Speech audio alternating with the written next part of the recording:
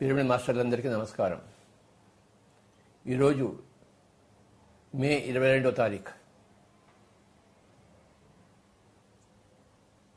సరిగ్గా ఇదే రోజు 1983లో సదానంద యోగి గారు తమ శరీరాన్ని వదిలిపెట్టేసి మరి పైలోకాలకు పోయారు. ఆయన ఆ శరీరాన్ని నేను తీసుకెళ్లి నందవరంలో సమాధిలో ఉంచి అక్కడ సమాధి స్టార్ట్ చేసిన రోజు ఈరోజు మే 22. ఇవాళ కూడా అక్కడ నందవరంలో మన పిరమిడ్ మాస్టర్స్ అంతా వెళ్ళి అక్కడంతా కూర్చొని ధ్యానం చేస్తున్నారు. అక్కడ అన్నదానం అంతా జరుగుతుంది. ఇవాళ ప్రతిరోజు జరుగుతుంది, ఇవాళ విశేషంగా జరుగుతుంది. సదానంద యోగి గారి గురించి మరి మేడం గారిని అడుగుతున్నాను, మీకు తెలిసిన విషయాలని చెప్పవలసిందిగా. అందరికీ నమస్కారం. సదానంద యోగిని చూసింది నేను. ఆయన అంటే ఆ రోజుల్లో అంత భక్తి లేకపోయినా ఆయనకి రోజు భోజనం తీసుకెళ్ళడం కానీ ఆయన దగ్గర కూర్చొని వినడం కానీ చేసేదాన్ని. చాలా గొప్ప మనిషి ఆయన, చాలా సింపుల్ మనిషి.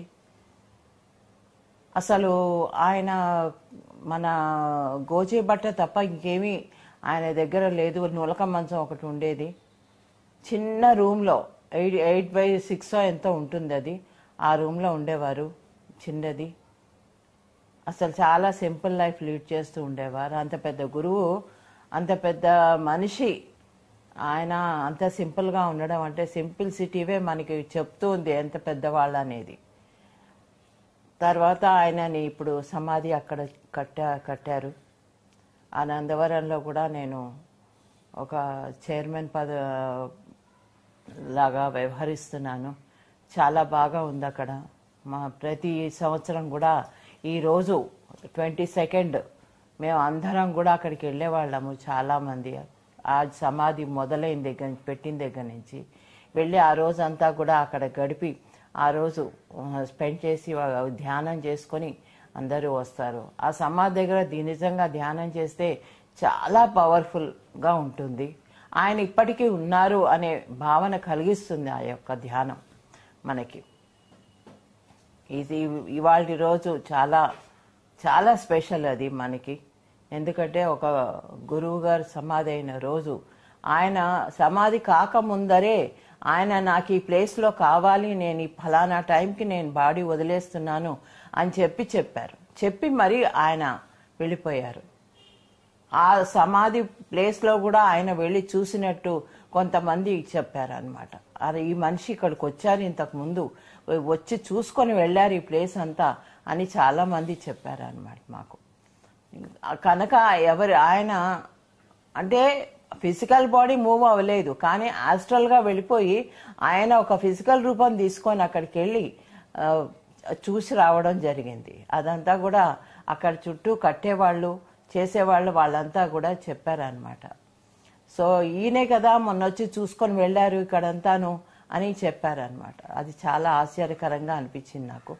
ఆయన చూసుకున్న ప్లేస్లోనే ఆయన సమాధి రావడము, ఆయన సెలెక్ట్ చేసుకున్నారు ఆ ప్లేస్ని. కనుక అది చాలా పవిత్రమైన స్థలం. అది అక్కడ ధ్యానం చేస్తే ఎంతో బాగుంటుంది, ఎంతో ప్రశాంతత లభిస్తుంది, మనకి ఎంతో ఎనర్జెటిక్గా ఫీల్ అవుతాం. ముఖ్యంగాను అక్కడికి వెళ్తేను ఆ యొక్క ప్రదేశమే అలాంటిది. ఇప్పుడు చాలా బాగా కట్టారు అందరూను. ఆశ్రమం అనేది ఇంకా బాగా డెవలప్ చేయాలని చాలా చాలా చాలా కోరికలు ఉండేవి. నాకు 30 ఏళ్ల క్రితమే అనిపించింది ఇదంతా కూడా, ఈ ప్లేస్ అంతా కూడా కొన్ని బాగా చేద్దాము, ఇంకా సమాధి బాగా చేద్దాము అని అప్పటి నుంచి కూడా నేను అనిపించేది. కానీ ఆ రోజుల్లో నా దగ్గర అంత డబ్బులు లేవు. కానీ ఇప్పుడు ఇప్పుడు కూడా చెయ్యాలి, చేస్తాము కూడాను. ఆ సమాధి బాగు చేయడమే, ఇంకా కూడా అందంగా తీర్చిదిద్దడం బాగుంటుంది, కానీ అందంగా తీర్చిదిద్దడం మనం చేయాల్సిన పని. ఇంకా వెనకాలంతా కూడా ఆశ్రమం బాగా కట్టారు, రూమ్స్ అవి కూడాను. తర్వాత నిత్య అన్నదానం జరుగుతూ ఉంటుంది. ఇవాళ రోజు ప్రత్యేకంగా పత్రిజీ గారు చెప్పినట్టు ప్రత్యేకంగా ఇవాళ అన్నదానం జరుగుతుంది. ఈ రోజు ఒకటి, శివరాత్రి ఒకటి అక్కడ ఎక్కువగా చేస్తూ ఉంటారు అందరూను. మీరు చూసే ఉంటారు శివరాత్రి నాడు ఎన్ని వేల మంది వచ్చారు. కేవలం ఏమీ పిలుపు లేకుండానే 12,000 మంది వచ్చారు. అలాగే గురు పౌర్ణమి కూడా జరుగుతూ ఉంటుంది. గురు పౌర్ణమి ఒకటి, ఈ యొక్క మన సమాధి అయిన 22వ తారీఖు ఒకటి చాలా ముఖ్యమైనది మనకి. కనుక అందరూ కూడా ఈ రోజున ప్రత్యేకంగా ధ్యానం చేసి ఆయన ఒక్కసారి తలుచుకుంటే బాగుంటుందని నా ఉద్దేశం. ఎందుకంటే ఎక్కడున్నా కూడా పలుకుతారు ఈ రోజున. నమస్కారం. ఇంకా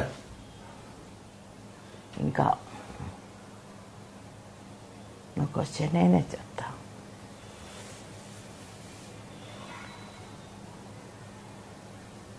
నీతో ఏమేమి మాట్లాడేవారు ఆయన? ఆయన ఏం మాట్లాడేవారు, నేను ఆయనకి నాకు వెళ్ళేది ఇష్టం ఉండేది కాదు. పిల్లలు ఇద్దరిని రిక్షాలో కూర్చోబెట్టుకొని ఆయన క్యారియర్ కట్టుకొని ఆయనకు భోజనం తీసుకొని వెళ్ళి వడ్డించేసేసి, అంటే ఆయన అంటే ఇష్టం లేదు కదా నాకు, ఎందుకంటే ఈయన ఎక్కడ లాగేసుకుంటారో అని భయంతో అన్నమాట ఉండేదాన్ని. ఆ రోజుల్లో భోజనం పెట్టేసి మొహం పక్కకి తిప్పేసుకొని కూర్చునేదాన్ని.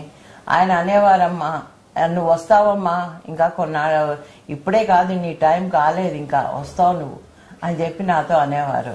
నాకు అర్థం కాలేదు, నేనెందుకు వస్తాను ఈయన దగ్గరికి, నేనెందుకు అంటే ఆయన ఉద్దేశం ఇంకా ధ్యానంలోకి వస్తాను అని అన్నమాట. కానీ నాకు అనిపించలేదు ఆ రోజుల్లో, నేను వస్తాను అనే మాట కూడా నేను నమ్మలేదు. ఆయన చెప్పినవి ఎన్నో నమ్మలేదు, కానీ అవన్నీ కూడా ఈ రోజుల్లో ఇప్పుడు జరుగుతున్నాయి. వస్తారమ్మా, లక్షల మంది వస్తారు ఇలా అనేవారు అనమాట. లక్షల మంది రావడం ఏంటబ్బా అని ఆయన చెప్తుంటే ఆశ్చర్యపోయేదాన్ని.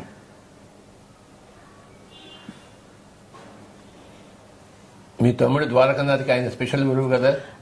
ఆయన స్పెషల్ గురువు అంటే అది కాదు, మా తమ్ముడుకి ఇది నెక్స్ట్ జన్మ, కానీ ఆయనకు అదే జన్మ.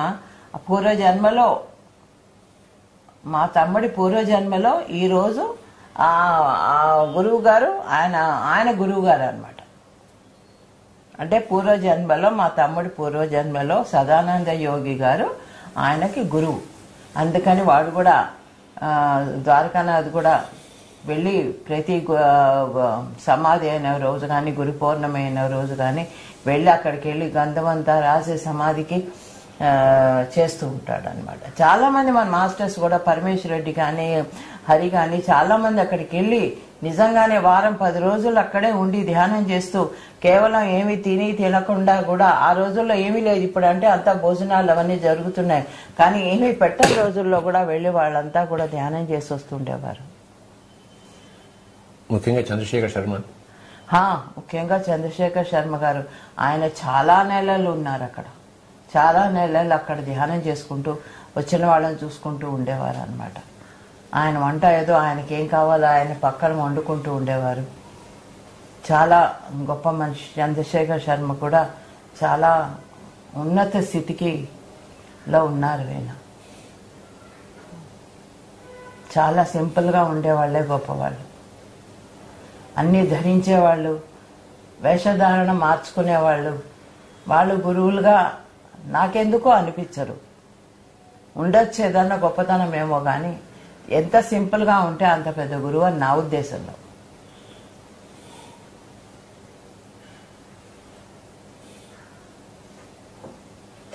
ఓకే. నందవరం ట్రస్ట్ ఉందా ఇప్పుడు? ఇప్పుడు నందవరం ట్రస్ట్ ఉంది. దాని గురించేగా ఇందాక చెప్పాను. అందరూ మన మాధవ్ శివప్రసాద్ గారు వైస్ చైర్మన్, నేను రఘునాథ్ రెడ్డి గారు, తర్వాత నంద్యాల సత్యనారాయణ, వెంకటేశ్వర రెడ్డి, వీళ్ళందరూ మన నందవరం ప్రసాద్, అందరూ కూడా బేతచల్ల రాజు గారు, వీళ్ళందరూ కూడా ట్రస్ట్ మెంబర్స్. బైజు యా. ఆ రోజు నిజంగానే మేము రిజిస్ట్రేషన్ ఆఫీస్కి వెళ్తే ఎవరిది ఓకే చేయలేదు, అంటే రిజిస్ట్రేషన్ కాలేదు, అందరూ కూడా మొహం వేలాడేసుకొని బయటకు వెళ్ళిపోతున్నారు. కానీ మేము అంత 15 మంది వెళ్ళాము, 15 మందివి కూడా ఆ రోజు రిజిస్ట్రేషన్ జరిగింది. ఏది ట్రస్ట్ది. ఆశ్చర్యంగా జరిగింది అది. అందరూ ఆశ్చర్యపడ్డారు, ఏంటి మీది ఒక్కదాంది ఎలా అయింది, మీది ఒక్కటే ఎలా అయింది అని. రిజిస్ట్రేషన్స్ ఎవరివి తీసుకోలేదన్నమాట ఆ రోజు, ఎందుకో మరి. మేమంతా వెళ్ళి కర్నూలులో రిజిస్ట్రేషన్ చేసుకొని ట్రస్ట్ది ఆ రోజు ఫామ్ అయ్యాము. చాలా బాగుంది. అందరు ట్రస్టీస్ కూడా చాలా భక్తిగా చేస్తారు అక్కడ సేవ. ఏదో చెయ్యాలి కదా అని చెయ్యరు, మేము ట్రస్టీస్ కదా అని చాలా గొప్పగా ఫీల్ అయిపోరు. ట్రస్టీస్ అంటే సేవలు చేయడానికే ఉంటారు వాళ్ళు.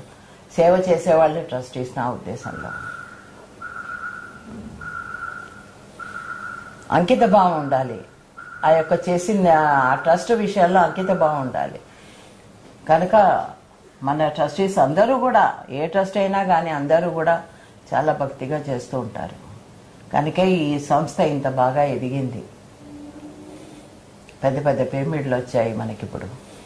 నాకు కూడా అక్కడ ఒక పిరమిడ్ కట్టాలని కోరికగా ఉంది. అది ఎప్పటికీ నెరవేరుతుందో నాకు తెలియదు.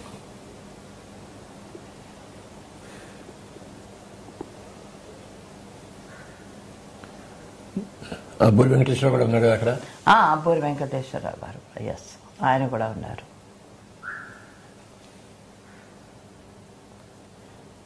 తాడిపత్రి కృష్ణ లేడు. అంటే బిహైండ్ ద స్క్రీన్ పనిచేస్తుంటాడు ఆయన. రంగనాథ రెడ్డి ఉన్నాడు.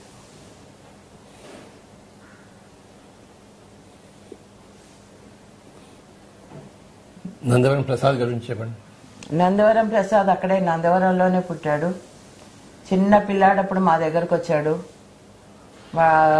ఐ థింక్ 12 ఏళ్ళో 13 ఏళ్ళో అబ్బాయికి. అప్పుడు వచ్చాడు.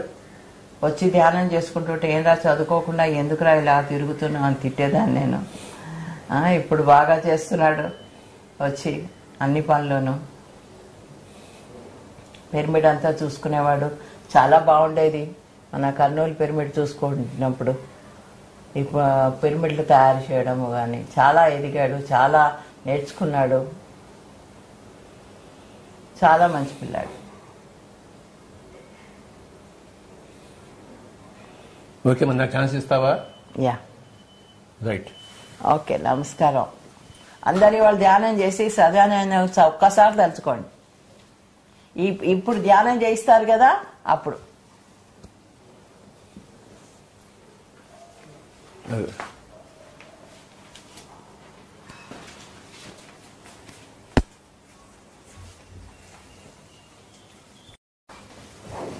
నీళ్ళే.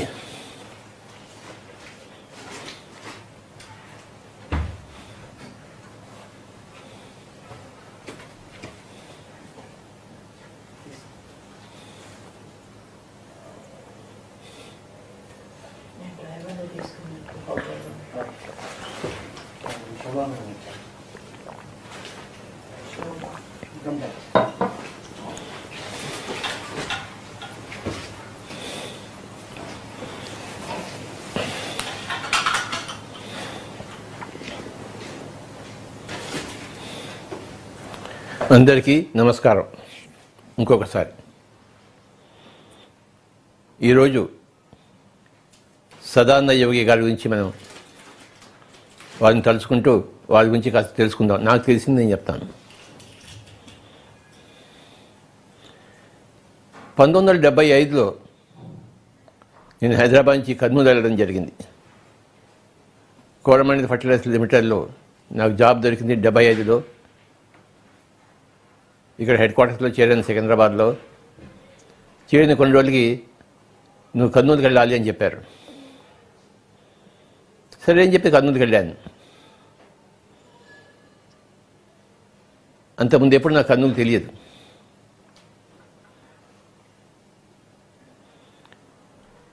డెబ్బై 74లో మటుకు ఒకసారి వయా కర్నూలు శ్రీశైలం వెళ్ళాను. ఆ కర్నూలులో సాయిబాబా గుడి మటుకు చూశాను అంతే. 75లో కర్నూలు వెళ్ళడం జరిగింది. 75 జూన్లో.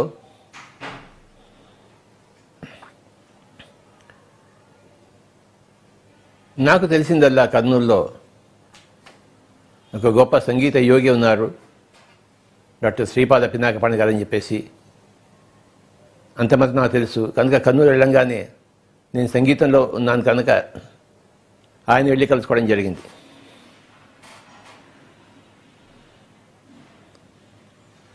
ఆయన నా గురించి విని, నేను వాయించిన ఫ్లూట్ విని సంతోషించి నాకు మరి ఆ సంగీతం చెప్పడానికి ఒప్పుకున్నారు ఆయన. ఎంతో దయతో ఒప్పుకున్నారు ఆయన. అప్పటి నుంచి ఒక 3 సంవత్సరాలు ఆయన దగ్గర ఎన్నో కీర్తనలు నేర్చుకున్నాను. డాక్టర్ శ్రీపాద పినాకమణ గారి దగ్గర. అదొక గొప్ప అధ్యాయం నా యొక్క జీవితంలో. అంత గొప్ప మనిషితో కలిసి జీవించడం. డాక్టర్ శ్రీపాద పినాకమణి పద్మభూషణ్. ఆయన కర్నూలు మెడికల్ కాలేజ్లో సూపరింటెండెంట్ మరి ప్రొఫెసరు. అంతేకాదు ఆంధ్రప్రదేశ్ జిమ్నాస్టిక్స్ అసోసియేషన్ ఆయన వైస్ ప్రెసిడెంట్, చిన్మయ మిషన్కి ప్రెసిడెంట్, కర్నూలు చిన్మయ మిషన్కి. ఇలాగ ఆయన దగ్గర ఎన్నో క్వాలిఫికేషన్స్ ఉన్నాయి. ఆయన గురించి చెప్పాలంటే ఒక పెద్ద కథే ఉంది నా దగ్గర.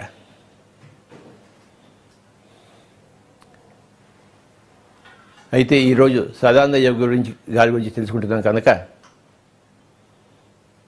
ఆ విధంగా నేను 75లో కర్నూలు చేరడం జరిగింది. ఒక 3 సంవత్సరాల తర్వాత నాకు మెల్లిగా సంగీతంలో రుచి తగ్గింది. నాది వేరే ఏదో ఉంది అని నాకు అనిపించేది. అంత పెద్ద గురువు గారి దగ్గర చేరినా కూడాను ఎంతోమంది కళలు కంటుంటారు ఆయన దగ్గర చేరాలని చెప్పేసి. నేను చేరినా కూడాను ఆయన అభిమానాన్ని చూడకున్నా కూడాను నాకెందుకో సంగీతం వైపు నా దృష్టి మరలేదు. నా జీవితం ఇంకో వైపు ఎక్కడో తిరగనుంది. మా కంపెనీలో ఈఏడి పరిధిలో కొలీగ్ శ్రీ రామచంద్రారెడ్డి గారు ఉండేవారు.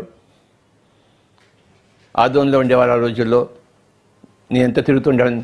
నాకు 6 జిల్లాలు నా యొక్క పరిధి. రాయలసీమ 4 జిల్లాలు, మహబూబ్నగర్ జిల్లా, మరి నెల్లూరు జిల్లా. ఈ 6 జిల్లాలు నేను తిరుగుతూ ఉండేవాడిని. నెలకి 20-25 రోజులు తిరుగుతూ ఉండేవాడిని. నా దగ్గర ఒక వెహికల్ ఉండేది, ఆడియో విజువల్ వ్యాను. ఊళ్ళలోకి వెళ్ళి ఆ గ్రోమోరి ఎరువుల సినిమాలు చూపించాలి నేను. ఆ ఎరువులు రైతులందరితో మాట్లాడాలి. అది నా యొక్క జాబ్. వాళ్ళకంతా కాగితాలంతా పంచిపెట్టి ఉండాలి, ఈ గ్రోమోరి ఎరువుల కాగితాలు. నాకు తెలిసినదో వాడికి చెప్పాలి. నేను ఎంఎస్సీ అగ్రికల్చర్ చేశాను కనుక ఏదో కొత్తగా తెలిసిన అనుకున్నాను. ఆ విధంగా నాకు ఆ జాబ్ వచ్చింది. ఆ జాబ్లో నేను పనిచేస్తూ ఉన్నాను. టూరింగ్ జాబ్ అది. మొత్తం 6 జిల్లాలు తిరగాలి. అది నా పరిధి. రాయలసీమ 4 జిల్లాలు, నెల్లూరు జిల్లా, మరి మహబూబ్నగర్ జిల్లా. నెలకి 20-25 రోజులు నేను రోడ్డు మీదే ఉండేవాడిని. ఇలా గడుస్తూ ఉండగా ఆ రామచంద్రారెడ్డి గారు ఏడి ప్యారీ కంపెనీ సేల్స్ రిప్రజెంటేటివ్, వారు ధ్యానంలో రావడం జరిగింది 1976లో. మెల్లిగా ఆయనతో నాకు పరిచయం బాగా జరిగింది, ఫ్రెండ్షిప్ బాగా జరిగింది. అందరూ నాకు ఫ్రెండ్సే, కానీ ఈయనతో స్పెషల్ ఫ్రెండ్షిప్ ఉండేది. మిగతా వాళ్ళైతే పేకాట ఫ్రెండ్స్ అయితే అక్కడ ఉండేవాళ్ళు. ఈయనతో నాకు స్పిరిచువల్ ఫ్రెండ్షిప్ చేస్తుంది. శ్రీ రామచంద్రారెడ్డి గారికి ఈరోజు నేను ప్రత్యేకంగా ధన్యవాదాలు చెప్పుకుంటున్నాను. ఆయనతో నాకు స్పిరిచువల్ ఫ్రెండ్షిప్ కలిగింది. Is my first spiritual friend. మన పిఎస్ఎస్ఎంఏ ఈ స్పిరిచువల్ ఫ్రెండ్షిప్ మీద ఆధారపడింది. ఏ స్పిరిచువల్ ఫ్రెండ్షిప్ వేస్తే యశోధరి చెప్పిందో, తను అభ్యాసం చేసిందో, నాకు ఆ విధమైన స్పిరిచువల్ ఫ్రెండ్ దొరికాడు ఫస్ట్ శ్రీ ఎస్ రామచంద్రారెడ్డి గారు. నాకు అంతకుముందు తెలిసిన వారికి చెప్తూ, వారి దగ్గర ఉందని నేను నేర్చుకుంటూ, ఈ విధంగా గొప్ప ఫ్రెండ్షిప్ ఉండేది మా ఇద్దరికి. శ్రీ రామచంద్రారెడ్డి గారు ఆయన అనుభవాలను నాకు చెప్తుండేవారు. ఆయన ఆదూరు నుంచి అనంతపురికి వెళ్ళడం జరిగింది. అక్కడ ఉన్నప్పుడు అక్కడ ఆయనతో గాఢంగా నాకు పరిచయము. తర్వాత ఆయన నంద్యాలకు వచ్చారు. ఈ విధంగా నాకు డీప్ స్పిరిచువల్ ఫ్రెండ్షిప్ దొరికింది శ్రీ రామచంద్రారెడ్డి గారితో. వారు రాయచోటి వాస్తవ్యులు, కడప జిల్లా రాయచోటి. రామచంద్రారెడ్డి గారి దగ్గర వారి అనుభవాలు అంటూ నేను వింటూ ఉండేవాడిని. ఆయన థర్డ్ డే అనుభవాలు ధ్యానం ద్వారా నాకు చాలా ఇంట్రెస్టింగ్గా అనిపించేవి. ఎందుకు మొట్టమొదటిసారి నేను ఒక ధ్యాన అనుభవాలు వింటున్నాను పర్సనల్గా. అలా 3-4 సంవత్సరాలు జరుగుతున్న సందర్భంలో ఒకరోజు నంద్యాలలో ఉన్న రామచంద్రారెడ్డి గారు నాకు చెప్పారు, ఒక ఆయన ఉన్నాడు, కర్నూలులోనే ఉన్నాడు, గొప్ప ఆయన, నాకు సమాచారం వచ్చింది అని చెప్పారు. నంద్యాల ఆళ్లగడ్డ మధ్యలో ఉన్న రేగడిగూడూరు అనే గ్రామంలో ఆయన వెళ్ళడం జరిగింది.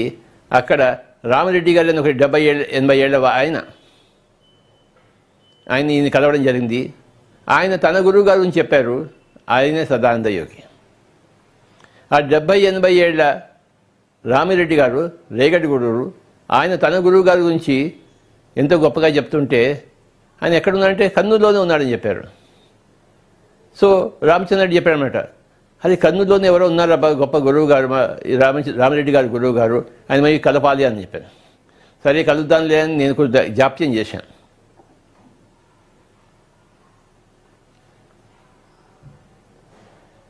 ఆ విధంగా మొట్టమొదటి నాకు సమాచారం కర్నూలు స్వామీజీ గారి గురించి, సదానంద యోగి గారి గురించి ఆ రేగడిగూడు రామిరెడ్డి గారి ద్వారా, రామచంద్రరెడ్డి గారి దొరికితే ఆయన ద్వారా నాకు వచ్చింది సమాచారం.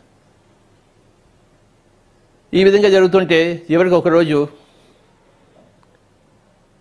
మేము డిసైడ్ చేసాం, ఇవాళ వెళ్ళి ఆయన కలుద్దామని చెప్పేసి. ఆ రోజు 1981 జనవరి 1 నాకు గుర్తుంది. నేను, శ్రీ రామచంద్రారెడ్డి గారు, మరి ఇంకొక మాస్టర్, ముగ్గురం కలిసి పొద్దున్నే బయలుదేరి వెతుక్కుంటూ వెళ్ళాం. ఆ రాఘవేంద్ర లాడ్జ్ అని చెప్పేసి కర్నూలు ఓల్డ్ బస్ స్టాండ్ వెనకాతలో ఉందని చెప్పారు. మేము వెతుక్కుంటూ వెళ్ళాం.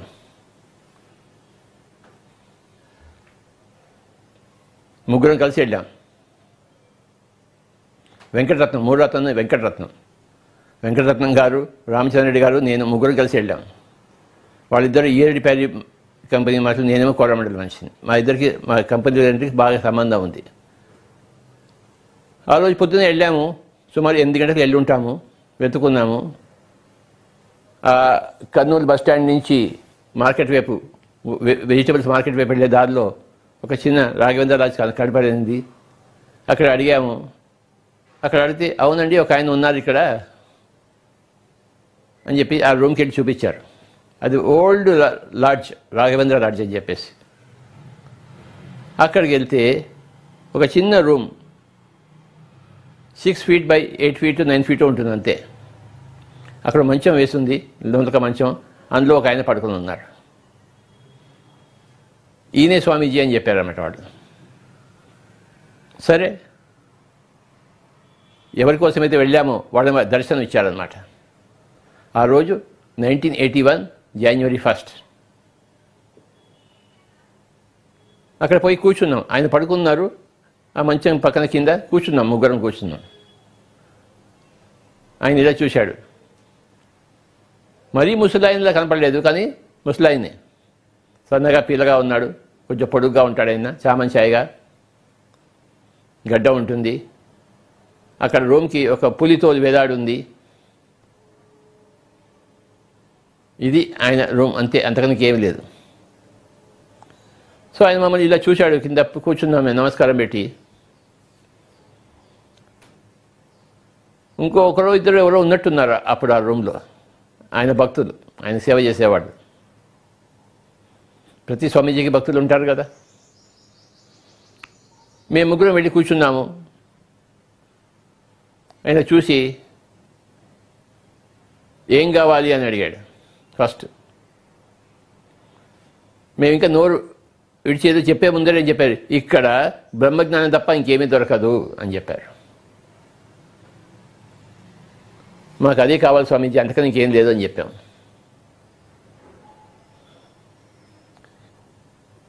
(1979) మరి నాకు జ్ఞానోదయం జరిగి 1980 అంతా ఎన్నో పుస్తకాలు చదివి ఉన్నాను, రకరకాల పుస్తకాలు. నాకు మొత్తం అంతా తెలిసిపోయింది అప్పటికే. ఆత్మజ్ఞానం అంటే ఏంటి, బ్రహ్మజ్ఞానం అంటే ఏంటి, అవన్నీ తెలిసిపోయాయి నాకు. కనుక 1981 జనవరి 1 స్వామీజీని కలిసినప్పుడు ఆయన ఇక్కడ బ్రహ్మజ్ఞానం ఒకటే దొరుకుతుందని చెప్పాడు. అదే కావాలి స్వామీజీ అని చెప్పాము. అంతకన్నా ఏం కావాలి మనకి? మిగతా ఆయన భక్తులు, ఆయన చాలామంది హీలింగ్ కోసం వచ్చేవారు ఆయన దగ్గరికి. ఎక్కువ మంది లేరు, కానీ కొంతమంది ఉండేవారు. వాళ్ళు కూడాను హీలింగ్ కోసం వచ్చేవారు, ఏదో కోరికలు తీర్చడం కోసం వచ్చేవారు. మేము కూడా అలా వచ్చామేమో అనుకున్నారేమో ఆయన స్వామీజీ. ఇక్కడ బ్రహ్మజ్ఞానం తప్ప ఇంకేది దొరకదని చెప్పారు. మాకు అది కావాలి స్వామీజీ అని చెప్పాం. ఓహో అన్నారు ఆయన. కాసేపు మాట్లాడారు. రేపు పొద్దున మళ్ళీ రండి అన్నాడు. ఎన్ని గంటలు స్వామీజీ అని చెప్పాను. 4:30 గంటలకి అని చెప్పారు. సరే మళ్ళీ టెన్షన్గా 4:30 కల్లా ఆ మర్నాడు వెళ్ళిపోయాం ముగ్గురం ఆయన దగ్గరికి.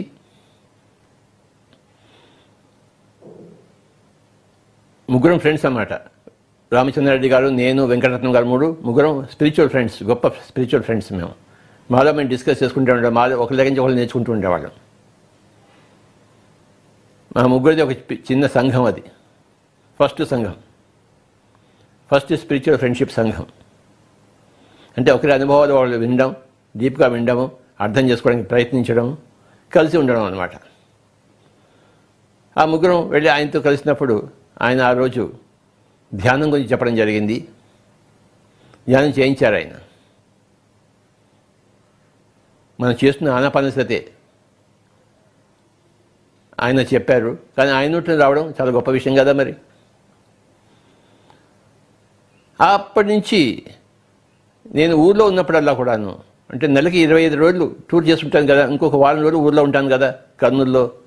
ఊర్లో ఉన్నప్పుడల్లా ఆయన దగ్గర వెళ్ళి కూర్చోవడం నాకు అలవాటు అయిపోయింది. ఇంకేది రుచించదన్నమాట ఒకసారి ఆయన కలుసుకున్న తర్వాత. అంతకుముందు వరకు నేను ఒక క్లబ్ రన్ చేసేవాడిని, అగ్రి ఫ్రెండ్స్ క్లబ్ అని చెప్పేసి. Pesticide representatives, fertiliser company representatives మేము అందరం కలిసి ఒక క్లబ్ పెట్టుకున్నాం అక్కడ. ఆ క్లబ్లో బాగా ప్యాక్ ఆడడం ఇవన్నీ అలవాటు మనకి. అంటే క్లబ్కి వెళ్తూ వస్తుండేవాడిని. ఎప్పుడైతే స్వామీజీ దొరికారో క్లబ్ వెళ్ళడం మానుకున్నాను, స్వామీజీ దగ్గర రావడం మొదలెట్టాను. ఆయన దగ్గర వెళ్ళి కూర్చోవడం, ఆయన ఏం చెప్తే అది వింటూ ఉండడం, ఇది మన పని. 1981 జనవరి 1 ఆయన కలుసుకోవడం జరిగింది. అలా 91 అంతా జరిగిపోయింది, 92 అంతా జరిగిపోయింది.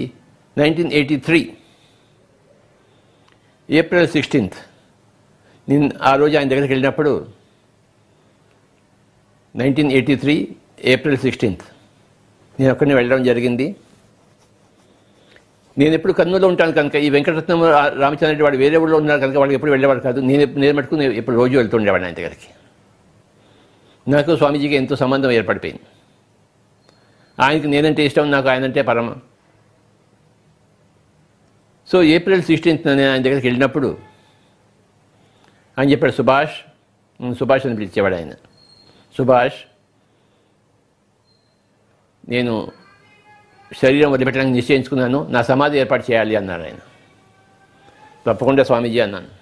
ఆయన అడిగింది అదొకటే, అంతకని ఏం అడగలేదు. ఎప్పుడు ఏమీ అడగలేదు. ఆయన దగ్గరికి వెళ్ళినప్పుడల్లా నేను 2 చార్మినార్ సిగరెట్ ప్యాకెట్లు తీసుకెళ్ళేవాడిని, బిస్కెట్ తీసుకెళ్ళేవాడిని, ఆయనకి టీ కాఫీ తీసుకొచ్చేవాడిని. ఆ రోజుల్లో నేను కూడా సిగరెట్ తాగేవాడిని, ఆయన కూడా సిగరెట్ తాగడం, నాకు మా ఇద్దరికి ఎంతో గొప్ప సంబంధం అది. సో ఆయన ఎప్పుడు ఏది అడగలేదు, మనమే తీసుకెళ్ళి. ఆయన ఒకటే అడిగాడు, నేను శరీరం వదిలిపెట్టేస్తున్నాను, నాకు సమాధి ఏర్పాటు చేయాలని కోరిక అడిగాడు. ఇక అంతకన్నా ఏం కావాలి మనకి, ఆయన కోరిక తీర్చడమే మన కోరిక.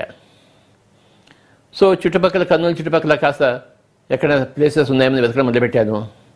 చివరికి ఎక్కడ దొరకలేదు. అక్కడే స్వామి గారి దగ్గర ఇంకో రామచంద్రారెడ్డి అని ఇంకొక ఆయన ఉండేవాడు. వాడి సొంత గ్రామం నందవరం, మన్గానపల్లి దగ్గర. ఆయన దగ్గర అక్కడ ల్యాండ్స్ ఉన్నాయి. ఈయన ఏం చేశాడంటే మా ల్యాండ్స్ చూదురు కానీ అని చెప్పారు, అక్కడ చేస్తుంది. సో వెళ్ళాము. ఆ రామచంద్రారెడ్డి గారిని తీసుకుని, ఇంకో రామచంద్రారెడ్డి అనమాట ఈయన, నందవరం రామచంద్రారెడ్డి. ఆయన ల్యాండ్స్ చూసాం. రోడ్డు పక్కనే ల్యాండ్ ఉంది ఆయనకి. ఈ స్థలం బాగుందని చెప్పి సెలెక్ట్ చేసుకున్నాము. అక్కడ ఒక బాగా గోతి తవ్వి సమాధి అంతా రెడీ చేసాము.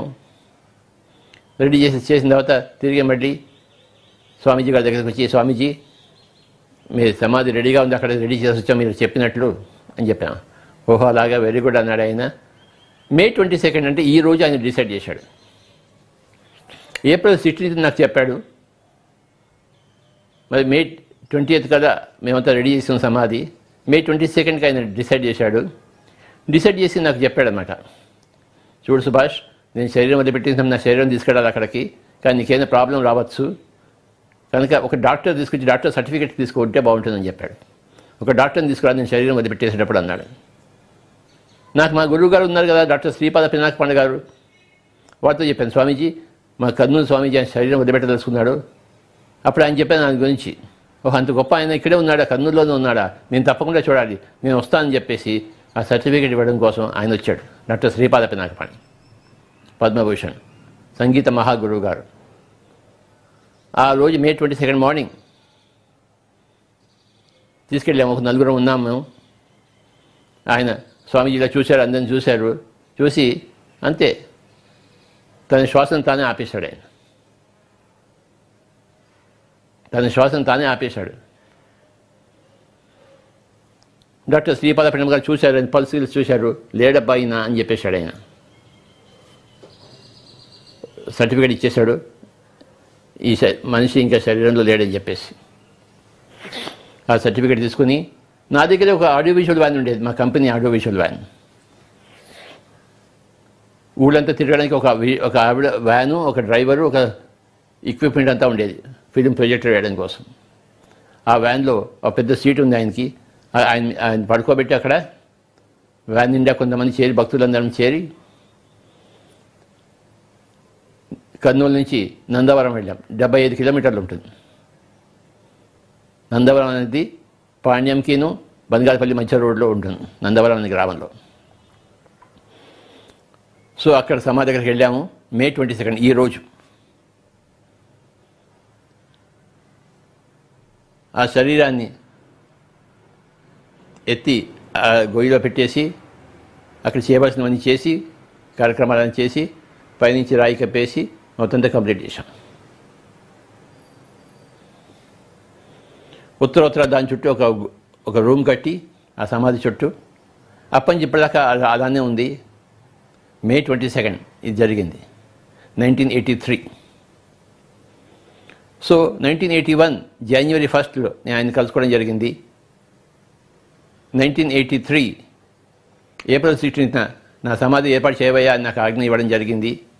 ఆ విధంగా సమాధి ఏర్పాటు చేయడం జరిగింది.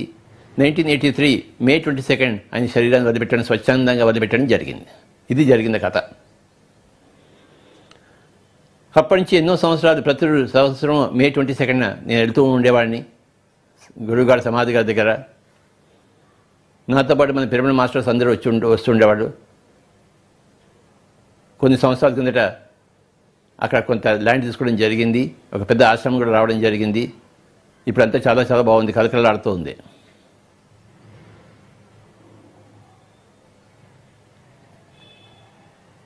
ప్రతి గురు పౌర్ణిమ అక్కడ చేసుకోవడం అలవాటు అయిపోయింది నందవరంలో. లాస్ట్ టైం 2019లో శివరాత్రి అక్కడే చేసుకున్నాము, మే 22 అక్కడే చేసుకున్నాము, గురు పౌర్ణమి కూడా అక్కడే చేసుకున్నాం నందవరంలో.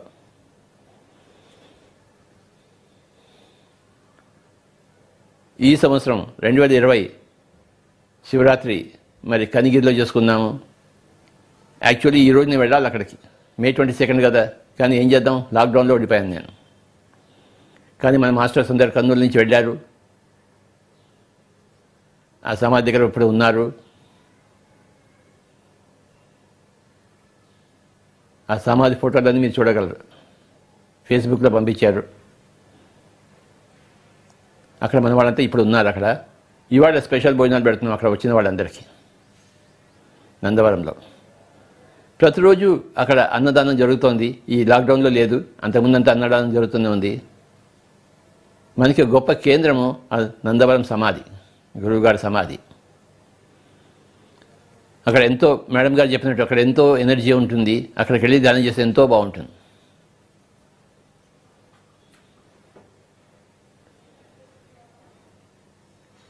ఇది మరి సదానంద యోగి గారితో నాకున్న సంబంధము. అయితే ఇంకా చాలా చెప్పాల్సి ఉంటుంది. సదానంద యోగి గారు కర్నూలు చేరింది 1975లో, నేను కూడా చేరింది 1975లో. ఇవి రెండు కూడాను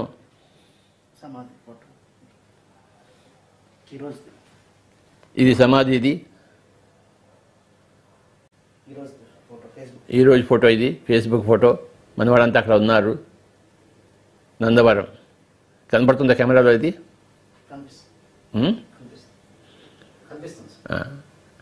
అందరూ ఫేస్బుక్లో చూడాలని నేను కోరుకుంటున్నాను. 75లో నేను హైదరాబాద్ నుంచి కర్నూలు వెళ్ళాను. మరి 75లోనే ఆయన కర్నూలు కూడా చేరడం ఇది మామూలు విషయం కాదు. ఆయన కర్నూలుకి ఎవరు తెలియదు కర్నూలులో. కానీ కర్నూలు ఎందుకు వెళ్ళారు ఆయన? మన పిఎస్ఎస్ఎంకి ఆ కందకం, ఆ యొక్క పునాది వేయడం కోసమే ఆయన వచ్చినట్టు నాకు తర్వాత తెలిసింది నాకు. లేకపోతే అంత గొప్ప మహానుభావుడు కర్నూలుకి ఎందుకు రావాలి? వచ్చి గుప్తంగా ఎందుకు ఉండాలి? నేను కర్నూలుకి వెళ్ళినప్పుడు నాకు ధ్యానం గురించి ఏమీ తెలియదు నాకు. కానీ ఆ కర్నూలులోనే నాకు ధ్యానం అంతా దొరికింది, స్పిరిచువల్ ఫ్రెండ్షిప్ దొరికింది. వీటన్నిటి వెనకాల ఎవరు ఉన్నారని అప్పుడు నాకు తెలియదు, కానీ ఇప్పుడు నాకు తెలుస్తుంది. ఈ సదానంద యుగాల వెనకాల నుంచి కథ అంతా నడిపించారు ఆయన. నేను ఎక్కడెక్కడికి వెళ్ళాలో నన్ను సెలెక్ట్ చేసుకున్నట్టున్నాడు ఆయన. నన్ను సెలెక్ట్ చేసుకుని కర్నూలు వచ్చినట్టున్నాడు ఆయన. వచ్చి నా యొక్క జీవితాన్ని మలుపు తిప్పాడు ఆయన, నాకు తెలియకుండానే అని నేను తెలుసుకున్నాను తర్వాత. కారణం లేకుంటే ఏ కార్యమూ ఉండదు. సో నేను చేస్తున్న కార్యక్రమాలకి కారణం ఆయన అని తర్వాత తెలిసింది నాకు, ఆయన కలుసుకున్న తర్వాత. 1979లో మహబూబ్ నగర్ నుంచి మా వ్యాన్లో నేను ఒక 10 రోజుల ప్రోగ్రాం అయిపోయిన తర్వాత తిరిగి కర్నూలు వెళ్తున్నాను. పెబ్బేరు దాటిన తర్వాత ఆ వ్యాన్కి పెద్ద యాక్సిడెంట్ అయింది. ఆ వ్యాన్లో అందరూ ఉన్నారు, మాస్టర్స్, మా కంపెనీ మాస్టర్స్. వాళ్ళందరికీ నేను భగవద్గీత చెప్తుంటే అందులో ఒక అతను ఆ డ్రైవర్ దగ్గరికి వెళ్ళి నేను కూడా డ్రైవింగ్ చేస్తానని చెప్పేసి ఆ డ్రైవర్ సీట్లో కూర్చున్నాడు నడుస్తున్న వ్యాన్లోనే. అది బండి తప్పింది, మూడు సార్లు పల్టీలు కొట్టింది. Audio visual van. లోపల అన్ని సామాన్లు అన్నీ ఉన్నాయి, ప్రొజెక్టర్లు, సామాన్లు అవన్నీ ఉన్నాయి. అంతా గందరగోళం అయిపోయింది. ఆ పెద్ద హైవేలో పెబ్బేరు నుంచి కర్నూలు మధ్యలో ఆ పెద్ద వ్యాను 3 సార్లు ఇలా పల్టీ కొట్టి ఆ వీల్స్ పైకి ఉన్నాయి, మిగతా అంతా కిందకు ఉంది. అంత పెద్ద ఘోరం. అందరూ చచ్చిపోయి ఉండేవారే, కానీ ఎవరికి ఏమీ కాలేదు. ఎలా అవుతుంది? ఎందుకంటే అదంతా ఇంజనీర్డ్ ప్రాసెస్. అప్పుడు నాకు అర్థమైంది, ఆ రోజు నేను శరీరం వదిలిపెట్టేశాను, కానీ ఇంకొక ఆత్మ వచ్చి ఈ శరీరంలో చేరింది.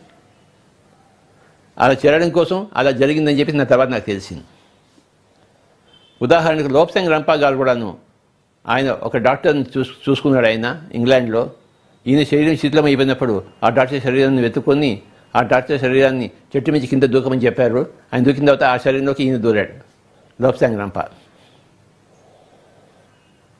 ఆయన గురువు మోంగ్యా దోండప్ దానికి సహాయం చేసి లోప్సింగ్ రంపాని లండన్లో డాక్టర్ గారి శరీరంలో పంపడం జరిగింది. ఇది నాకు తెలుసు, నేను చదివాను కదా. అదే నాకు జరిగింది అని నాకు తెలిసి ఆ యాక్సిడెంట్లో నేను శరీరం నుంచి బయటికి రావడము, ఇంకొక మాస్టర్ యొక్క సిల్వర్ కార్డ్ కనెక్ట్ చేయడము, ఇవన్నీ అప్పుడు జరిగి ఉంటాయి అని నేను తర్వాత రీసెర్చ్లో కనుక్కున్నాను. 79లో జరిగింది. అప్పటి నుంచి ఈ యుగం ప్రారంభమైంది, పిరమిడ్ యుగం. 79 యాక్సిడెంట్ నుంచి. ఈ యాక్సిడెంట్లు ఎందుకు జరుగుతాయో ఎవరికి ఎరుక? తెర ముందర భారతం కనబడుతుంది, కానీ తెర వెనుక భాగవతం కనబడుతుందా ఎవరికైనా? కనపడదు కదా. ద్రౌపదికి వస్త్రాభరణం కోసం సీన్ ఉంటుంది, కానీ ఆ వస్త్రాలు ఎవరిచ్చారో ఎవరికైనా కనబడుతుందా? కనపడదు కదా. కానీ ఎవరో ఉన్నారు వస్త్రాలు ఇచ్చేవాళ్ళు, కనుక అక్కడ వస్త్రాలు వస్తున్నాయి. ద్రౌపదికి మానభంగం జరగలేదు. తెర వెనుక భాగవతం ఉంటుంది, తెర ముందర భారతం ఉంటుంది. ద్రౌపది వస్త్రాపహరణం అనే భారతం తెర ముందర ఉంటే ఆ కృష్ణుడు రావడము, ఆ బట్టలు ఇవ్వడము తెర వెనకాత భాగవతం.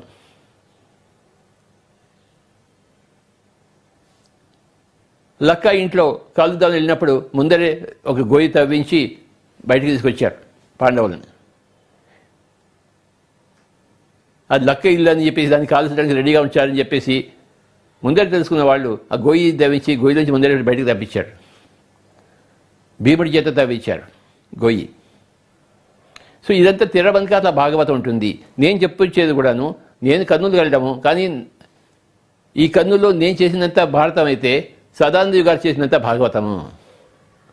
ఆయన అక్కడ ఉండి ఇవన్నీ నడిపించాడు, మేనేజ్మెంట్ చేశాడు, ఏర్పాటు చేశాడు అని నాకు ఉత్తరోత్తర నాకు తెలిసింది. నాకు ఇది చాలా గొప్ప విషయం. సో నా వ్యాన్కి యాక్సిడెంట్ చేయించడము, మరి ఈ వాకిన్ ఆపరేషన్కి ఆయన అన్ని ఏర్పాటు చేయడము జరిగిందని అనుకుంటున్నాను. అనుకోవడం ఏంటి, అదే నిజం. 1979లో ఆ తర్వాత నేను ఎన్నో పుస్తకాలు తెలుసుకోవడం జరిగింది. లోపసంగ రంపా గురించి చదవడం తెలుసుకున్నాను, ఓషో రజనీష్ గురించి తెలుసుకోవడం జరిగాను. ఈ పుస్తకాలన్నీ నాకు రామచంద్ర రెడ్డి గారి దగ్గర దొరికి, తర్వాత కర్నూలులోనే ఇంకొక మాస్టర్ నాకు దొరికారు, ఎన్జి శౌరి అని చెప్పేసి. వాళ్ళింట్లో ఈ పుస్తకాలన్నీ ఉండేవి. మొట్టమొదటిసారి లోపసంగ రంప గారి పెండులంని చూశాను, ఆయన ఫోటో అక్కడ చూశాను. ఆయన స్టోన్ ఉంది, ఆయన చేత్తో ఎనర్గైజ్ చేసి ఇచ్చిన స్టోన్, లోపసంగ రంప స్టోన్, అవన్నీ కూడా నేను చూశాను ఎన్జి శౌరి గారి ఇంట్లో.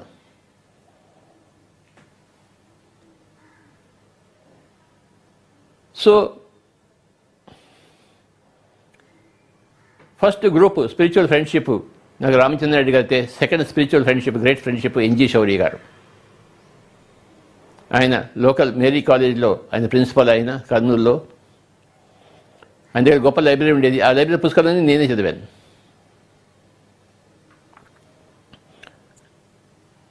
నన్ను ఈ విధంగా రావడానికి మూల కారణం సదానంద యోగాలని ఈరోజు నేను చెప్తున్నాను. 1979లో నా వాకింగ్ ఆపరేషన్ జరిగినా కూడాను ఇంకా ఒక సంవత్సరం పట్టింది నాకు ఆయన కలుసుకోవడం కోసం. 1981 జనవరి 1 కలుసుకున్నాను. కలుసుకున్న పంచి నేను ఆయనకి అంకితం అయిపోయాను. ఆయన ఎన్నో విషయాలు చెప్తుండేవారు. ఉదాహరణకు కొన్ని చెప్తాను. అన్నము లారగించినను, అంబరభూషణాది దాల్చినను, కన్యతోడి కూడినను, కన్న తనుజను ముద్దు చేసినను, సకల బంధునాప్తులను దాపు చేర్చి నటించినను, ఏ న్యూనమూ లేదు బ్రహ్మవేత్తలకిలన్. ఇది ఆయన నోట్ల నుంచి వచ్చింది, నేను విన్నాను. అన్నము లారగించినను, అంబరభూషణాది దాల్చినను, కన్యతోడి కూడినను, కన్న తనూజను ముద్దు చేసినను, సకల బంధునాప్తులను దాపు చేర్చి నటించినను, ఏ న్యూనము లేదు బ్రహ్మవేత్తలకిలన్.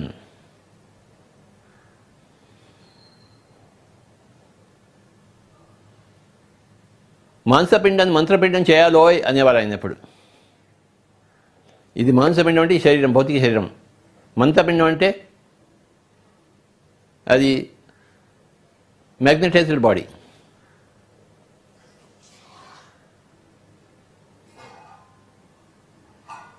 ఒక ఎన్లైటెండ్ బాడీ, కాంతి దేహం. ఈ మాంసపిండాన్ని మంత్రపిండం చేయాలోయ్ అనేవారు ఆయన. ఇంకోటి ఏం చెప్పాడు, సుభాష్ డూ ఆర్ డై అని చెప్పేవాడు ఆయన ఇంగ్లీష్లో. నువ్వు చేయాలి లేకపోతే చావాలి అన్నాడు. ఆయన ఎప్పుడు శివరామ దీక్షితులు అని చెప్పేసి గొప్ప అచల వేదాంతి ఉన్నారు, ఆయన గురించి ఎప్పుడు చెప్తుండేవాడు. అచల వేదాంతం అని చెప్పేసి ఆంధ్ర రాష్ట్రం అంతటా అన్ని చోట్ల ఉంది అచల వేదాంతం అని చెప్పేసి. ఈ అచల వేదాంతం యొక్క సూత్రం ఏంటంటే, మూలము లేని గుర్తెరిగే ఈ శరీరం ఏమీ కాదని తెలుసుకోవడమే జ్ఞానం అని చెప్పేసి. మూలము లేని గుర్తెరిగే ఈ శరీరము ఏమీ కాదు అని తెలుసుకోవడం జ్ఞానం అని చెప్పేసి. ఇది అచల సిద్ధాంతం. శివరామ దీక్షితులు గారిది. శివరామ దీక్షితులు అంటే ఆయన ఆంధ్ర రాష్ట్రంలో ఒక 300-400 సంవత్సరాల కింద ఉండేవారు. ఆయన ఈ అచల సిద్ధాంత పీఠాలు స్థాపించాడు. అక్కడ ఈ పర్ఫెక్ట్ జ్ఞానం ఉంది. ధ్యానం లేకపోవచ్చు కానీ, భక్తి లేదు కానీ ఈ జ్ఞానం ఉంది. అంటే ఇదంతా కూడా ఏమీ లేదు, శూన్యము. చీకటి కావాలా, మహాచీకటి ఉంది, ఆ మహాచీకటే నువ్వు అని చెప్పే సిద్ధాంతం. మూలము లేని గుర్తు ఎరిగే ఈ శరీరం ఏమీ కాదని తెలుసుకోవడమే జ్ఞానం అని చెప్పేసి. శివరామ దీక్షితులు గారి వాళ్ళ యొక్క అచల సిద్ధాంతాన్ని అందరూ చదవలసిందిగా నేను కోరుకుంటున్నాను. సదానంద యోగి గారు ఎప్పుడు ఆయన గురించి చెప్తూ ఉండేవారు, ఆయన సిద్ధాంతాన్ని వల్లిస్తూ ఉండేవారు. మై డియర్ ఫ్రెండ్స్, ఆయన ఇంకెన్నో కథలు చెప్పేవారు. ఆయన చిన్నప్పుడు అరేబియాలో ఉండేవారట. అరేబియాలో ఉండి ఒకరోజు ఆయన వాళ్ళ గ్రామం బయట ఉంటుంటే ఒక ఆయన వచ్చాడంట. వచ్చేసి ఈ చిన్న పిల్లవాడిని చూసి నాతో పాటు వస్తావా అన్నారట. ఈయన ఎలా చూశాడు, నువ్వు అని తలుగుపడాడట. అప్పటికి ఈయన 7 పిల్లాడట. ఆ వచ్చిన ఏం చేశాడంటే ఒక లేహ్యాన్ని వాళ్ళిద్దరి కాళ్ళకి రాసుకున్నారు. వాళ్ళు రాసుకున్న వెంటనే వాళ్ళు అరేబియా నుంచి వెంటనే భూటాన్ అడవుల్లోకి వచ్చారు. ఇది ఆయన స్వయంగా చెప్పిన కథ నాకు. భూటాన్ అడవులోకి వచ్చిన తర్వాత అంటే ఆయన సదానంద గారు గురుగారు అన్నమాట. ఆయన ఎప్పుడు ధ్యానంలో ఉండేవాడు. ఈయన ఈ 7 అబ్బాయి ఆయన సేవలు చేస్తుండేవాడు. ఇలా 10 ఏళ్ళు జరిగిపోయాయట. 10 ఏళ్ళు జరిగిపోయిన తర్వాత ఒకరోజు ఆయన ఈ 17 అబ్బాయిని 7 వచ్చాడు. 10 ఏళ్ళు జరిగిపోయి ఈయన 17 అబ్బాయి అయ్యాడు. ఈ 17 అబ్బాయిని తన ఒంట్లో కూర్చోబెట్టుకుని నా టైం అయిపోయిందైనా నేను పోతున్నాను అన్నమాట. అదేంటి అప్పుడే నోరిప్పాడు 10 ఏళ్ళకి, అప్పుడే పోతున్నానని చెప్పాడు అనమాట. అంటే ఎంత విధంగా ఎలా ఉంటుంది చూడండి వాళ్ళ కమ్యూనికేషన్. అప్పటిదాకా నోరిప్పలేదు, నోరిప్పినప్పుడు నేను పోతున్నాను అని చెప్పాడు అనమాట. అని చెప్పి ఆయన శరీరం మొదలుపెట్టేశాడు. ఆయన అప్పటికి ఈయన బోరుని ఏడవడం మొదలుపెట్టాడట. ఏం చేయలేక ఆయన సమాధి చేసి అక్కడే కూర్చొని ఏడుస్తూ ఉన్నాడు. 3 రోజుల తర్వాత ఆయనకు ఒక వాయిస్ వచ్చింది అక్కడి నుంచి, నువ్వు ఇంకా పైన హిమాలయానికి పోవని చెప్పేసి. నేను ఎక్కడికి పోను, ఇక్కడే ఉన్నాను, నాకు మీరే కావాలి, ఇంక సమాధి కావాలి, నాకు ఇంకెవరు ఉన్నారు అని అక్కడే ఉన్నాడనమాట. లేదు నువ్వు వెళ్ళిపోవాలి, హిమాలయాలకు వెళ్ళాలని చెప్పేసి అక్కడి నుంచి హిమాలయాలకు వెళ్ళాడనమాట. భూటాన్ అడవుల నుంచి హిమాలయాలకి. సరే వెళ్ళాడు ఆయన. అక్కడ ఒక చోట హిమాలయాల్లో మంచి పళ్ళ చెట్లన్నీ ఉన్నాయట, ఆరామాలన్నీ ఉన్నాయట, గుహలు ఉన్నాయట. అక్కడ ఉన్నవాళ్ళు ఈయనకి ఒక గుహ చూపించి ఇది ఇక్కడి నుంచి ఇవాళ నుంచి ఇది నీ గుహ, నువ్వు ఇక్కడ ఉండాలని చెప్పారట. ఆ గుహలో ఆయన 80 సంవత్సరాలు ఉన్నాడట. 80 సంవత్సరాలు ఉన్న తర్వాత వాళ్ళు చెప్పారట, ఇక్కడ నీ పని అయిపోయింది, నువ్వు మళ్ళీ భారతదేశానికి వెళ్ళిపోవాలని చెప్పేసి. అదేంటి నన్ను ఎక్కడ ఉండనివారా మీరు అని ఈయన ఏడుపు అనమాట. లేదు నీ పని ఇక్కడ అయిపోయింది, నువ్వు వెళ్ళిపోవాలన్నమాట. ఏం చేస్తాం, ఆయన మళ్ళీ దిగి వచ్చాడంట. వచ్చి భారతదేశం అంతా తిరిగట. అప్పుడంతా మహారాజులు రాజులంతా ఉండేవారు. అదంతా మహారాజుల యుగం. ఈయన అక్కడెక్కడ తిరుగుతూ పంజాబ్ మొత్తం అన్ని తిరిగాడంట. సదానందకి చెప్పాడు. ఆయన ఒకసారి వివేకానందని చూశాడట. వివేకానంద చిన్నపిల్లాడు ఉన్నాడు, ఈయన ముసలాడు. ఆయన సదానందకి ముసలాడు, వివేకానంద కుర్రవాడు. వాడు చాలా గట్టివాడు. పోయి సుభాష్ వాడు గట్టి పిండం అని నాకు చెప్తున్నాడు ఆయన. అంటే ఇలాంటి ఎన్నో విశేషాలు నాకు చెప్తుండేవారు ఆయన. ఆ రోజుల్లో జరిగేవి. అలా మొత్తం భారతదేశంలో తిరుగుతూ చివరికి ఆంధ్ర రాష్ట్రంలో వస్తూ చివరికి ఈ కర్నూలుకి వచ్చారు 1975కి.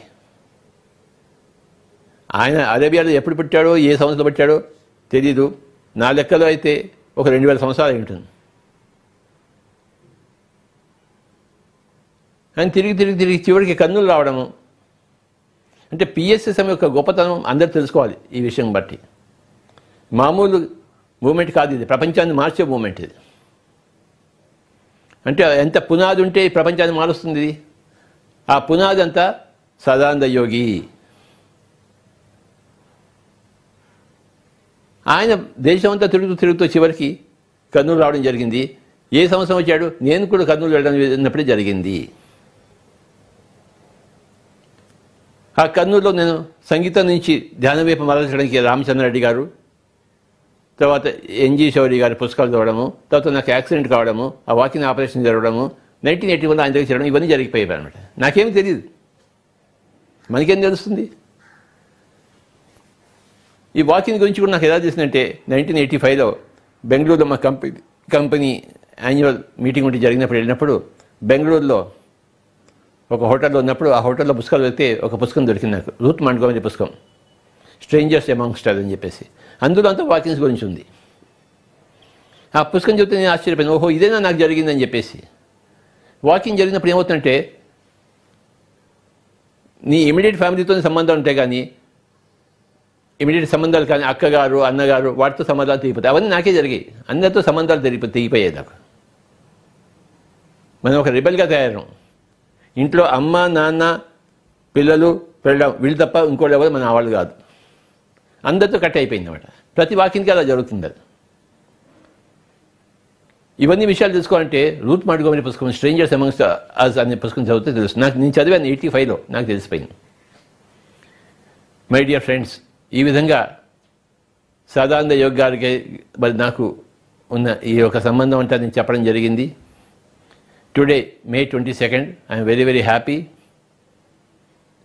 పిరమిడ్ మాస్టర్స్ అందరూ ఒక్కసారైనా నందవరం వెళ్ళి తీరాలి, సమాధి చూసి తీరాలి. ఎందుకంటే అది మన బేస్, అది మన ఫౌండేషన్, ఆయన జీవితం.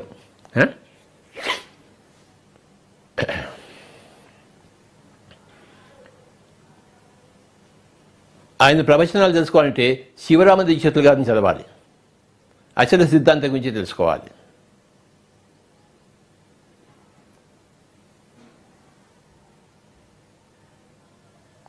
ఒకసారి ఆయన మన కర్నూలు జిల్లా ఆత్మకూరు నల్లమల ఫారెస్ట్లో వెళ్ళారంట. ఆ విలేజెస్ అంతా వచ్చారంట. ఒక విలేజ్లో అందరిని తీసుకుని వనభోజనాల కోసం అని చెప్పేసి నల్లమల ఫారెస్ట్కి వెళ్ళారట. ఆయన చెప్పిన విషయమే ఇది. చాలామంది ఉన్నారు, ఒక 100-150 మంది ఉన్నారు, అందరు భోజనాలు చేస్తున్నారు మధ్యాహ్నం పూట. ఇంతలో ఈయన కూడా అక్కడే ఉన్నారు. 2 పులులు వచ్చాయంట అక్కడికి నల్లమల ఫారెస్ట్ నుంచి. ఆ పులులు రాగానే అందరు చెల్లాచెదరైపోయారంట, ఒక్కలేరంట అక్కడ. ఈయన ఒక్కడే కూర్చున్నాడు. ఆయన ఆ 2 పులులు వచ్చి ఆయన దగ్గర వచ్చి కూర్చుని మాట్లాడాయట ఈయనతో. కాసేపు వార్తాలాపం చేసి ఆ పులులు 2 వెళ్ళిపోయాయట. తర్వాత బిక్కుమంటే మిగతా అందరూ వచ్చారంట. ఈయన అడిగట్టు, మీరు ఎందుకు పారిపోయారు? వాళ్ళిద్దరు గొప్ప ఋషులు, నాతో మాట్లాడడం కోసం వచ్చారని చెప్పాడట. ఇది జరిగిన కథ, ఆయనే నాకు చెప్పాడు. నాకు అంటే ఎంత గొప్ప యోగేశ్వరుడు చూడండి.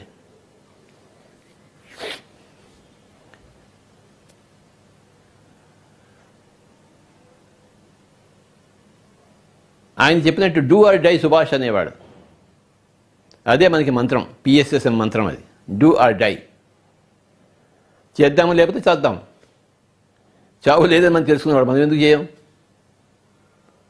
కనుక పిఎస్ఎస్ఎం సిద్ధాంతం డూ ఆర్ డై ఫస్ట్ సిద్ధాంతము. శివరామ దీక్షితుల వారి అచల సిద్ధాంతము సెకండ్ సిద్ధాంతము. మూలము లేని గుడి తిరిగే ఈ శరీరం ఏమీ కాదని తెలుసుకోవడం. ఎలా ఉంది చూడండి. మూలం లేని గుడి తిరిగే ఈ శరీరము ఏమీ కాదు.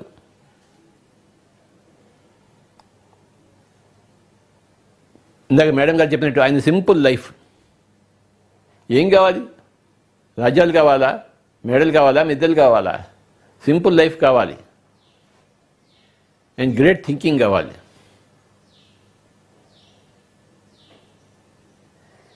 అదే పిరమిడ్ స్పిరిచువల్ సొసైటీ మూమెంట్.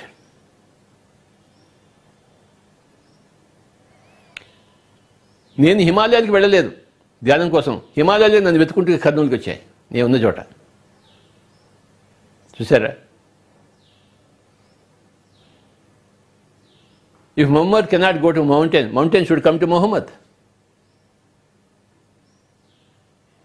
నా కేసులో ఏమైందేంటి? ఈ మొహమ్మద్ దగ్గర నుంచి మౌంటైనే వచ్చింది. ఆ హిమాలయ యోగే, పరమ యోగే కర్నూలు రావడం జరిగింది. మనం హిమాలయాలు వెళ్ళక్కర్లేదు, సంసారం వదిలిపెట్టక్కర్లేదు. మనకి తృష్ణ ఉంటే, మనకి కోరుకుంటే అంతా మన దగ్గరికి వస్తుంది. చెప్పర పాడకే మిల్తాయి.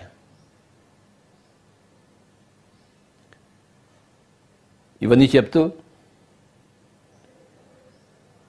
సదానంద యోగ్ గారికి నమస్కారాలు చేసుకుంటూ ఈరోజు విశేషంగా ధ్యానం చేద్దాం మై డియర్ ఫ్రెండ్స్.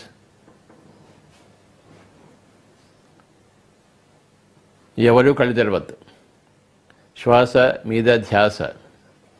ఈ విషయాలన్నీ అంతకుముందే అందరికీ నేను చెప్పి ఉన్నాను, కానీ ఈరోజు మళ్ళీ స్పెషల్గా చెప్పుకుంటున్నాను. ఎందుకంటే ఈరోజు ఆయన కోసం కేటాయించిన రోజు. మన పిఎస్ఎస్ మూమెంట్కి ఆద్యుడు ఆయన.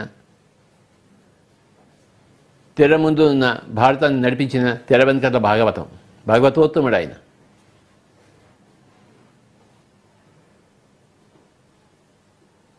ఆయన దృష్టిలో పెట్టుకుంటూ, ఆయన జీవిత చరిత్ర మనం దృష్టిలో పెట్టుకుంటూ, మన పిఎస్ఎస్ఎం ఫౌండేషన్ దృష్టిలో పెట్టుకుంటూ మనం ధ్యానం చేద్దాం కాసేపు.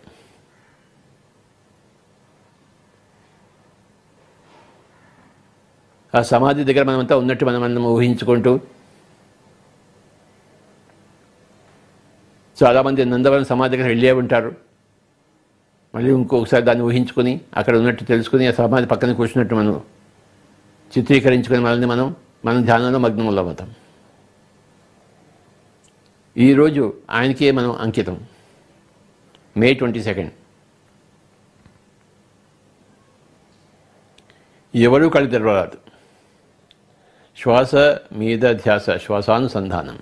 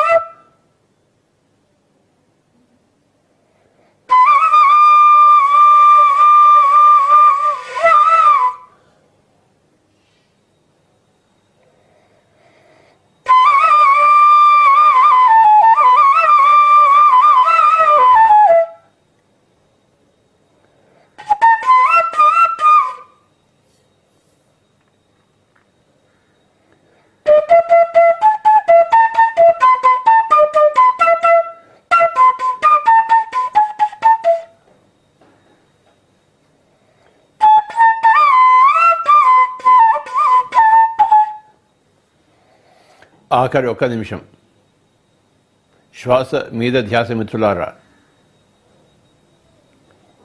శ్రీ సదానంద యోగుల వారిని తలుచుకుంటూ ఆఖరి ఒక్క నిమిషం శ్వాసానుసంధానం, ఆనాపానసతి, సుఖమయ ప్రాణాయామం.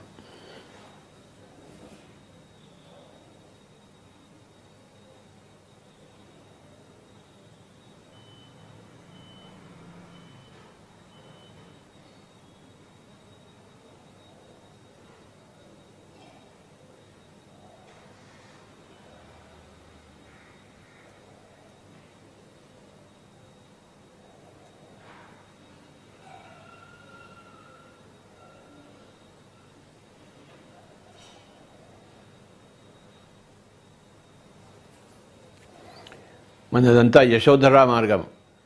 అందులో బుద్ధుడిని కలుపుకున్నాము, సదానంద యోగిని కలుపుకున్నాము, అచల సిద్ధాంత శివరామ జీతులు గారిని కలుపుకున్నాము, లోప్సాంగ్ రంపా గారిని కలుసుకున్నాము, ఓషో రజనీష్ని కలుపుకున్నాము. ఇవన్నీ కలగలిపితే వచ్చేదే పిఎస్ఎస్ఎం.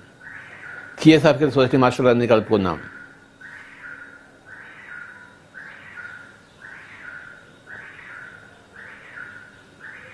మంది యశోధరా మార్గం, ఇంట్లో కూర్చుని చేసే మార్గం, ఇల్లు వదిలిపెట్టే మార్గం కాదు.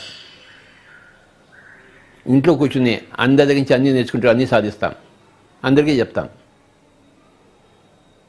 ప్రైమరీగా మందంతా యశోధరా మార్గం.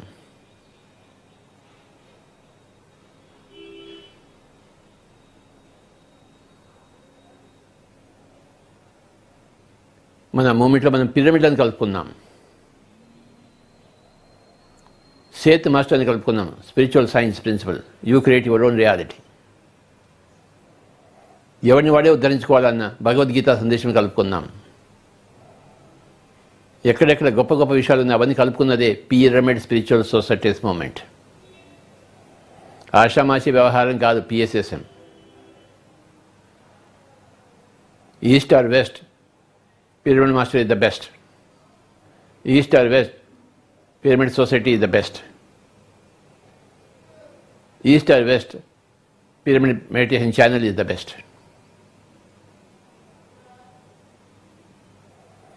ఆఖరి 10 సెకండ్లు.